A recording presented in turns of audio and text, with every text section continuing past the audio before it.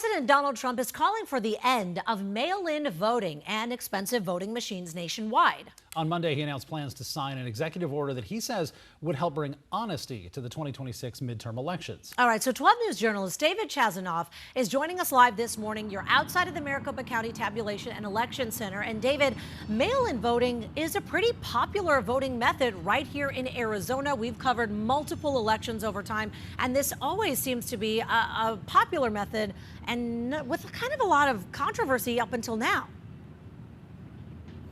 Yeah, it is quite popular, Will and Allison. Good morning. So Secretary of State Adrian Fontes, he says last year in the 2024 election, roughly 75% of Arizonans voted early, mostly by mail. And across the U.S., it is quite popular, too, considering a third of people vote this way. President Donald Trump, he says he wants this to change. We're going to end mail-in voting. It's a fraud. It's time that the Republicans get tough and stop it, because the Democrats want it. It's the only way they can get elected. President Trump made the announcement on Truth Social, saying in part, elections can never be honest with mail-in ballots. The president's announcement is already facing some pushback. Arizona Secretary of State Adrian Fontes claims Trump's comments are false, inflammatory, and a direct violation of the U.S. Constitution.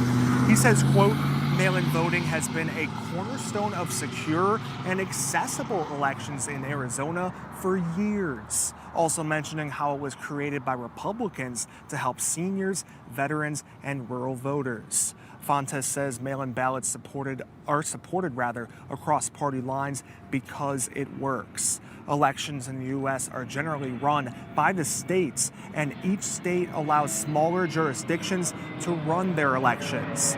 There are as many as 10,000 different election jurisdictions in the nation. Arizona GOP chairwoman Gina Swoboda tells 12 News the mail-in ballot issue has caused some people to lose faith in Republican leaders. I would go further and say the ballot chase and the early vote in the last cycle helped deliver this election for Republicans. There were a lot of organizations very involved in that chase. However, the federal elections, it's up to the federal government how they're done. Now, I think following the executive order, Congress may have to act. I'm sure there will be litigation on that. And it's important to note the president's announcement does not make anything final. Like Swoboda said, he still has to go through Congress if he wants to make any federal election rule changes. Reporting live in Phoenix, David Chazanoff, 12 News, Today in AZ.